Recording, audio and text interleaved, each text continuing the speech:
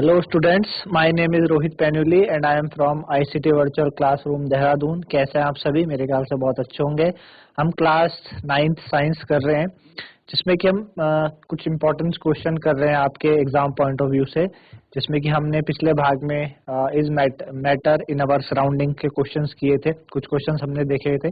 आज भी हम उसी चैप्टर्स के क्वेश्चन करने जा रहे हैं। देखते हैं कि किस किस तरीके से हम क्वेश्चंस को कर सकते हैं। तो उनको समझने के लिए चलेंगे बच्चों स्मार्ट बोर्ड की तरफ।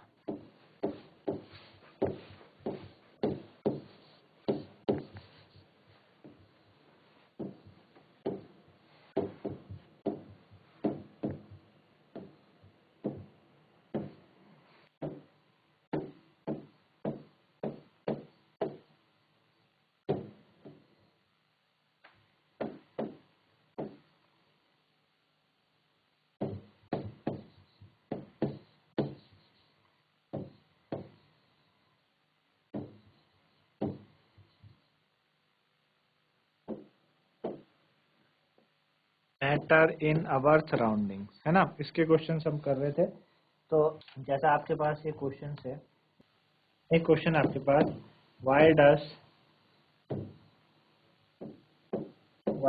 The temperature of a substance why does the temperature of a substance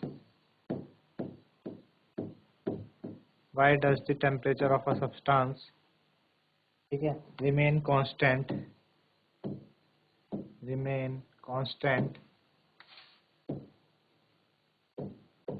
why does the temperature of a substance remain constant during its melting point or boiling point? During its melting or boiling point. Melting point और boiling point के समय किसी substance का जो temperature है वो constant रहता है, ऐसा क्यों? है ना। तो जो टेम्परेचर होता है किसी सब्सटेंस का मेल्टिंग पॉइंट और बॉइलिंग पॉइंट के समय कांस्टेंट रहने का मतलब क्या है कि जब जितने भी सब्सटेंस मेल्ट और बॉयल करते हैं तो जो हीट सप्लाई होती है या वाटर है उसको मेल्ट होके आपका गैस में तब्दील होना है तो उसको एनर्जी चाहिए होती है। तो एनर्जी जो सप्लाई हम करते हैं वो कॉन्टिन्यूसली यूज्ड होती है ना। एक स्टेट को दूसरे स्टेट में चेंज करने के लिए हीट क्या होती है, कॉन्टिन्यूसली हीट जो सप्लाई हो रही है वो यूज्ड अप होती है ना। क्यों होती है? क्योंकि पार्टिकल्स के बीच का फोर्स ऑफ अट्रैक्शन है उसको हमको तोड़ना है। सॉलिड है उसके बीच का फोर्स ऑफ अट्रैक्शन हम जब तोड़ेंगे तभी वो लिक्विड स्टेट में आएगा। और बॉइलिंग का समय वाटर के फोर्स ऑफ अट्रैक्शन, लिक्विड का फोर्स ऑफ अट्रैक्शन को हम तोड़ेंगे तभी वो गैसेस फॉर्म में आएगा। तो ये जो हीट एनर्जी है ये क्या करती है, एब्जॉर्ब करती है without showing any rise in temperature, है ना। उसको आप क्या कहते हैं, लेटेंट हीट ऑफ फ्यूजन या लेटेंट हीट ऑफ वेपराइजेशन, है ना। भाई मेल्टिंग के समय वो लेटेंट हीट ऑफ किसके तरह यूज होती है, लेटेंट हीट ऑफ फ्यूजन की तरह, और जब बॉइलिंग पॉइंट के समय वो लेटेंट हीट ऑफ वेपराइजेशन की तरह। तो वो हीट एनर्जी एब्जॉर्ब हो जाती है बिना किसी टेम्परेचर के राइज, बिना किसी टेम्परेचर को राइज किए हुए दिखा के वो उसको एब्जॉर्व करती है ना। किस फॉर्म में, लेटेंट हीट ऑफ फ्यूजन और लेटेंट हीट ऑफ वेपराइजेशन। तो ये उसका रीजन है ना। तो हम ये लिखेंगे आंसर, बिकॉज, ठीक है ना, because the heat supplied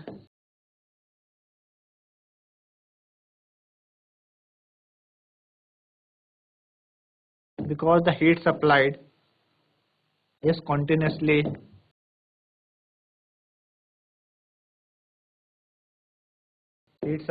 continuously used up in changing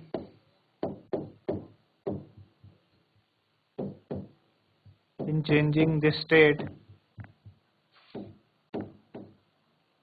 okay, in changing the state of the substance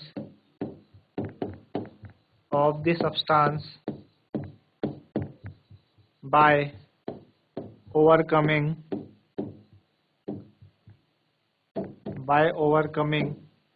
ठीक, the force of attraction, by overcoming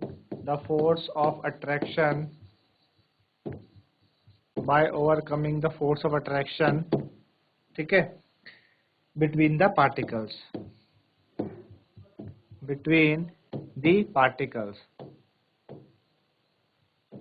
by overcoming the force of attraction between the particles. This heat energy,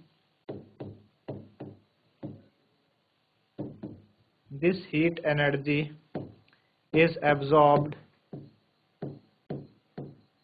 This heat energy is absorbed without showing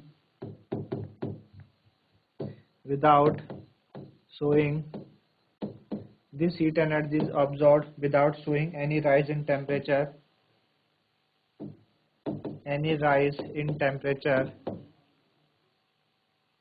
ठीक है, is given, is known as, बोल सकते हैं, is known as latent heat of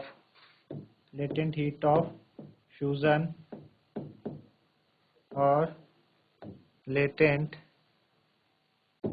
heat of vaporization, ठीक है ना। तो latent heat of fusion और लेटेंट हीट ऑफ वेपराइजेशन के जैसे क्या होती है, यूज होती है। आई बात समझ में आपको? तो इस वजह से हमें कुछ वहां पे देखने को नहीं मिलता। ठीक, अगला क्वेश्चन क्या है? Alka was making tea in a kettle. Alka was making tea in a kettle. Alka was making tea in a kettle. ठीक है। Suddenly she felt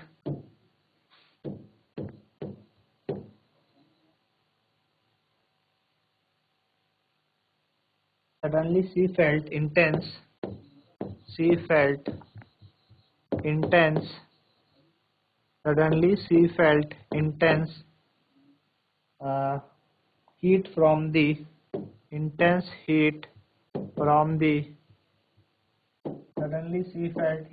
heat from the puff of steam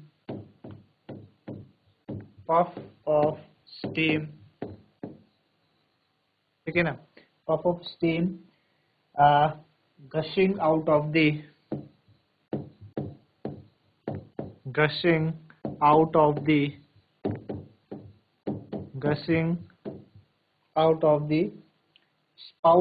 kettle.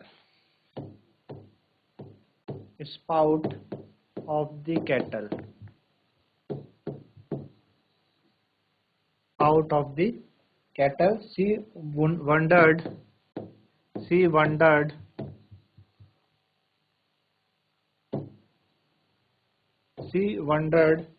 that whether the temperature of the steam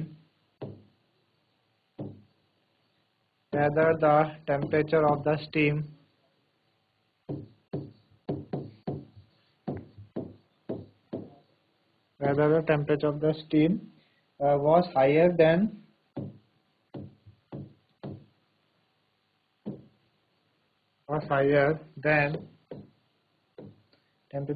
steam was higher than that of the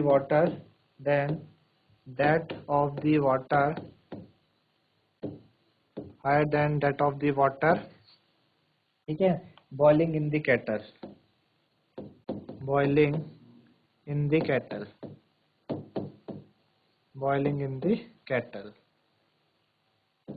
ठीक है।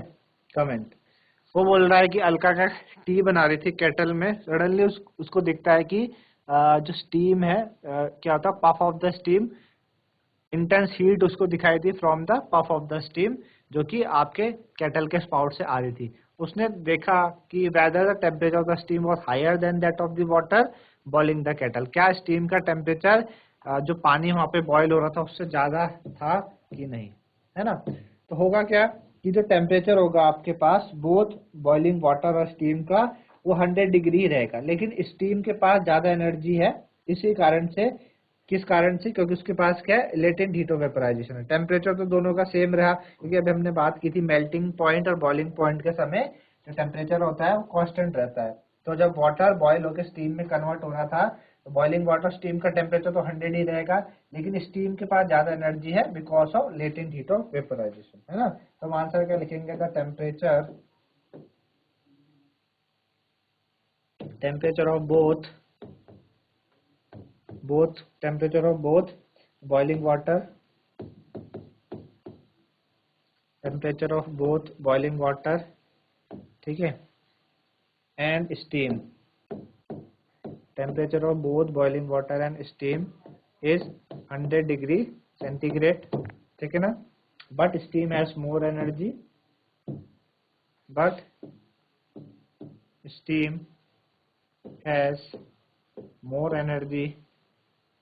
steam has more energy, ठीक है ना, because of latent heat of vaporization, because of latent heat of vaporization,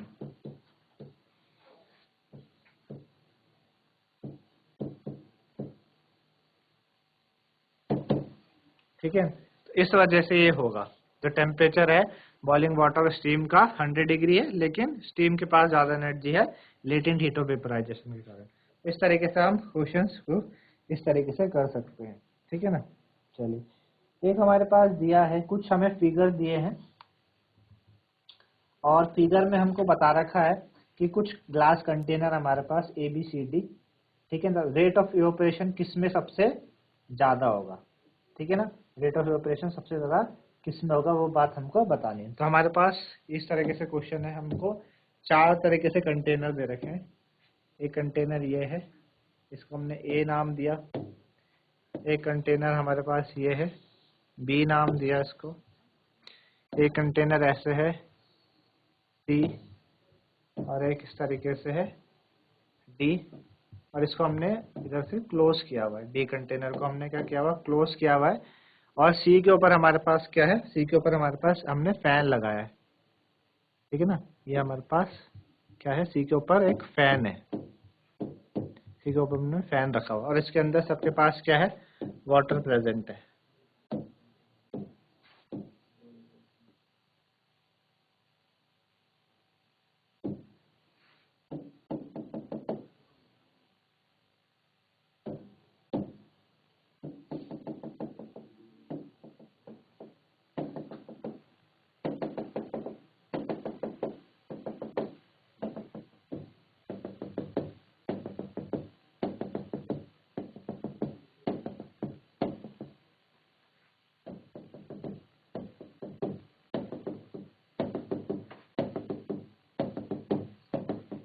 ठीक, ABCD 4 container है, पानी सबके अंदर है, C के ऊपर फैन लगा है, D को हमने क्लोज किया हुआ है।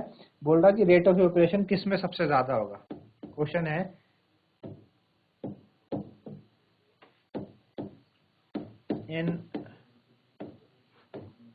in which vessel rate of evaporation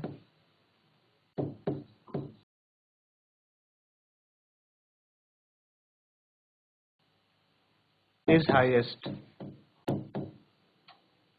rate of evaporation सबसे ज्यादा किसमें होगा, ठीक है ना। 4 कंटेनर है आपके पास, तो हम देख पा रहे हैं कि जो C वाला आपके पास है, C वाले पे आपके पास क्या है, C पे फैन लगा है। तो रेट ऑफ इवेपोरेशन आपका क्या करता है, रेट ऑफ इवेपोरेशन इंक्रीज करता है जब आप सरफेस एरिया बढ़ा देते हैं। सरफेस एरिया बढ़ने से रेट ऑफ इवेपोरेशन बढ़ जाता है, ठीक है ना। तो हुआ क्या कि इवेपोरेशन एक सरफेस फिनोमेना है, ऑल्सो इवेपोरेशन आपका स्पीड के साथ, एयर स्पीड के साथ बढ़ता भी है। तो जो पार्टिकल हैं वाटर वेपर के, वो क्या करेंगे, आपके एयर के साथ चले जाएंगे, जिस वजह से आपका इवेपोरेशन बढ़ जाएगा। इसका आंसर क्या होगा आपके पास, C, जो ऑप्शन C है वो करेक्ट आंसर होगा आपके पास। क्योंकि इवेपोरेशन क्या है, इवेपोरेशन किसके कारण बढ़ता है, सरफेस एरिया बढ़ाने पे इवेपोरेशन बढ़ता है, पहली बात। विंड स्पीड बढ़ाने पे इवेपोरेशन बढ़ता है। हम देख पा रहे हैं कि सरफेस एरिया लगभग सबका सेम है, लेकिन C में आपके पास फैन लगा है, जिससे क्या हो रहा है, विंड स्पीड आपकी ज्यादा होगी, तो इस वजह से ऑप्शन C आपका आंसर कहलाएगा, ठीक है ना। ऑप्शन C आपका इस तरीके से ये आंसर होगा, क्योंकि उसमें विंड स्पीड क्या है, ज्यादा है। ओके, चलिए अगला क्वेश्चन करते हैं।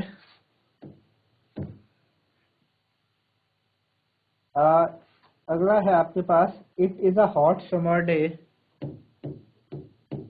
It is a hot summer day. It is a hot summer day. ठीक है, it is a hot summer day. Rohit and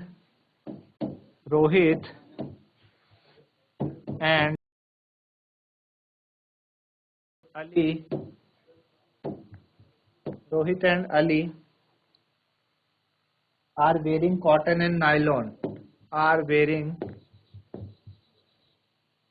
cotton and nylon.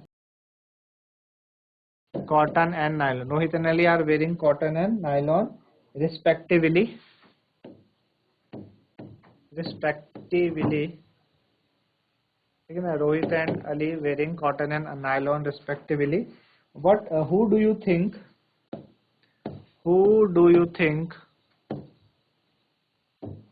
ठीक है, who do you think would be more comfortable and why? Who do you think would be more comfortable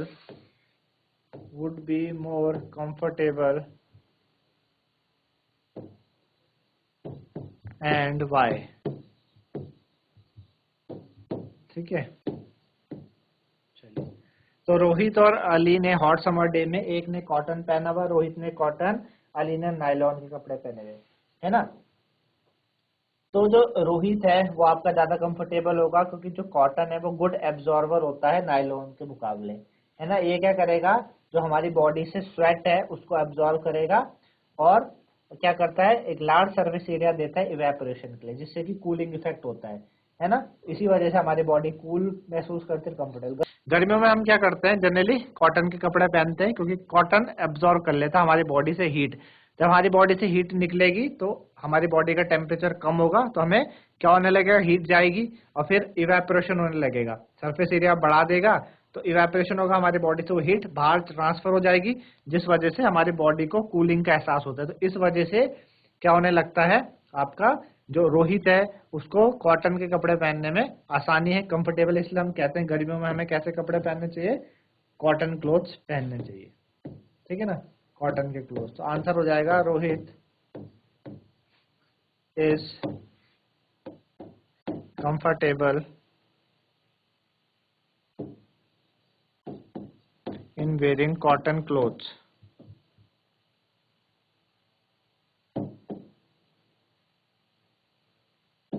In wearing cotton clothes.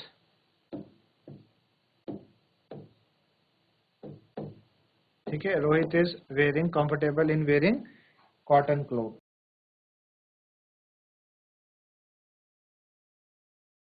Cotton is good absorber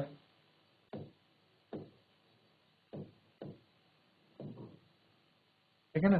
cotton क्या है, अच्छा absorber है। It absorb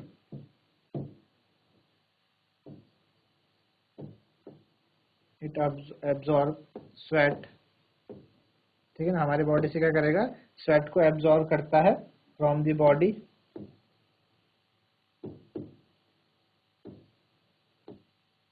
sweat from the body, ठीक है ना। Provide large surface area, provide large surface area for evaporation. Large surface area for evaporation.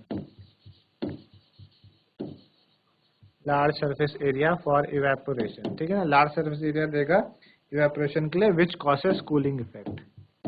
Which causes cooling effect.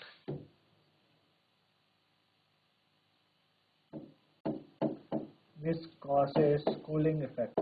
है ना, जिसको क्या होगा, कूलिंग इफेक्ट होने लगेगा। तो ये इस वजह से, ये इसका रीजन है करने का। ठीक है, नेक्स्ट क्वेश्चन की तरफ चले। आपको क्लासिफाई करना है in following into osmosis and diffusion. Classify the following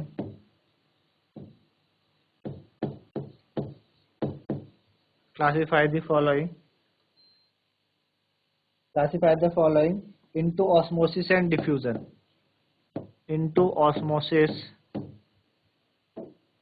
और diffusion.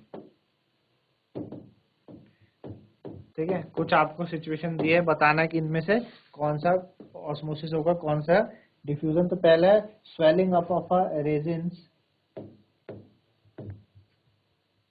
Swelling up of a resins,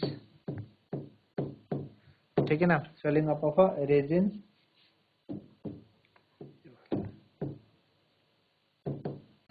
ठीक है। कीपिंग इन वाटर, आप देखते घरों में जब रात को किशमिश भिगाने रखें तो सुबह वो फूल जाते हैं। तो कौन सा क्या हुआ इसमें, ऑस्मोसिस हुआ है या आपका डिफ्यूजन हुआ है। दूसरा है spreading of virus on sneezing, spreading of virus on sneezing. जब आप क्या करते हैं, छींकते हैं, तो उस टाइम वायरस स्प्रेड हो जाता है छींकते हुए। तो ये ऑस्मोसिस या डिफ्यूजन है, क्या है। Third, earthworm dying,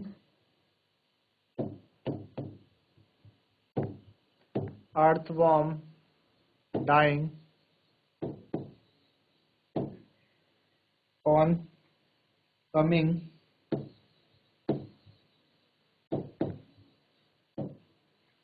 in contact with common salt,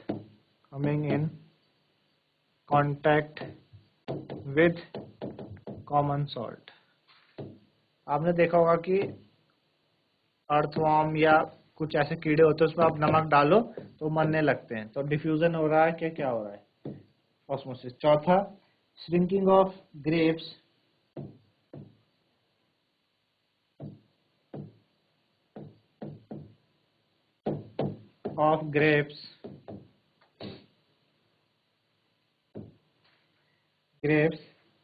kept in a thick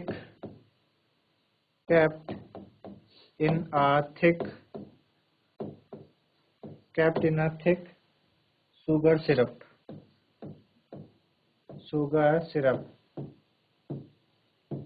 ठीक है, शुगर सिरप।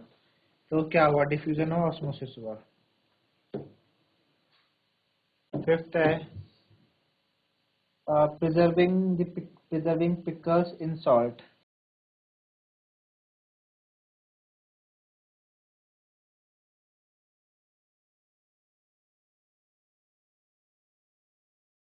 है ना। हम क्या करते हैं, अचार को बचाने के लिए उसमें नमक डालते हैं। तो क्या है, डिफ्यूजन है, ऑस्मोसिस है।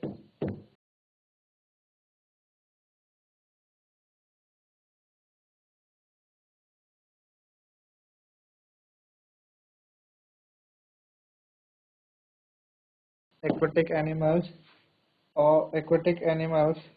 using oxygen dissolved, aquatic animal using oxygen dissolved in water during respiration,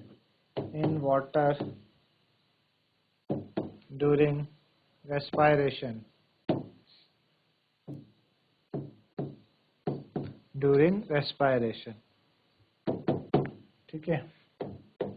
seventh है आपका spreading of smell of cake,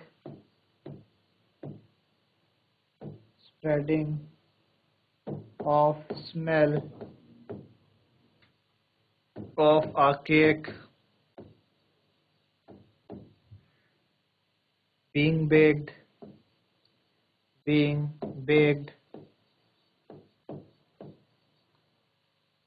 in water, being baked throughout the house,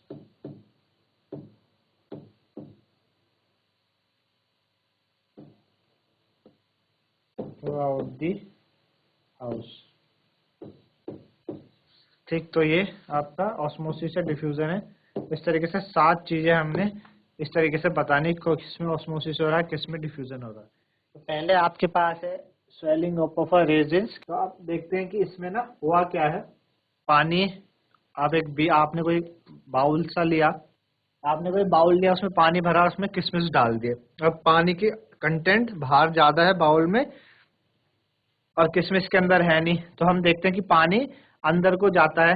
concentration पानी का बाउल में ज्यादा है, किशमिश में तो पानी है ही नहीं, पानी अंदर को जाएगा, हायर से लोअर की तरफ जाएगा, उसको हम कहते हैं आपका ऑस्मोसिस। तो ये वाला हो जाएगा आपके पास ऑस्मोसिस, ठीक है ना, ये वाला हो जाएगा आपके पास कि ऑस्मोसिस हुआ है।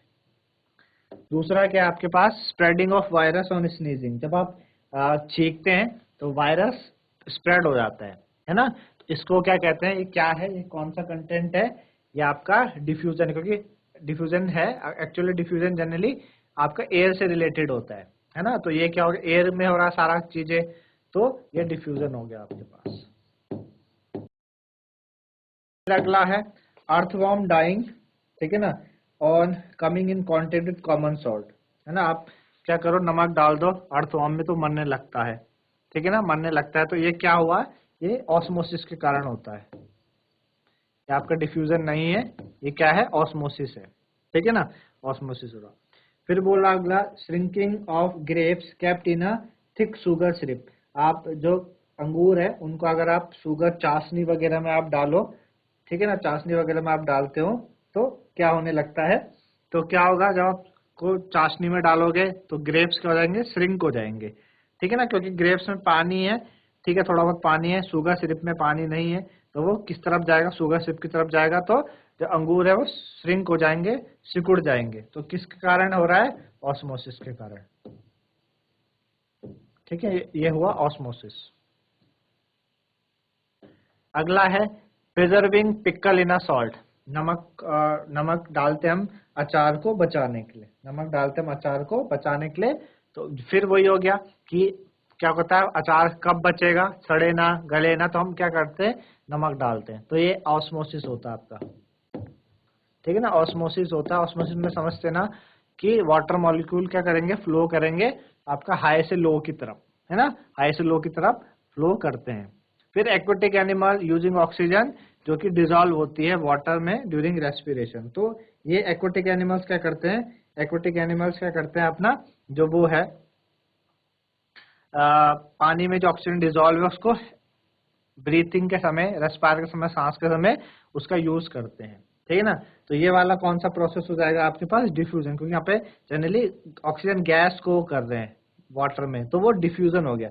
जब भी गैस से रिलेटेड आए तो डिफ्यूजन, है ना, तो ये आपका क्या हो गया, डिफ्यूजन हुआ,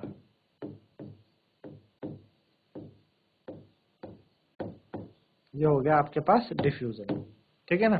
फिर spreading of smell of a cake being baked through out the house.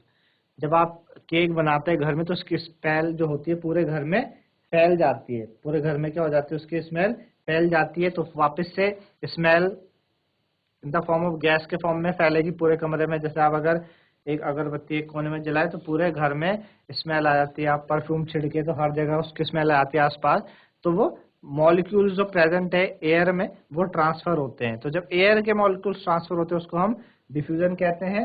Water के मॉलिक्यूल्स का एक जगह से दूसरी जगह जाना वो ऑस्मोसिस कहलाता है, ठीक है ना। तो ये वाला आपके पास क्या हो जाएगा, डिफ्यूजन। तो ये डिफ्यूजन के कारण ऐसा हो रहा है, ठीक है ना, डिफ्यूजन के कारण ये हुआ, ठीक। तो ये इस तरीके से आपने किए, मेरे ख्याल से आप लोगों को समझ में आएंगे किस तरीके से हमने क्वेश्चन किए हैं।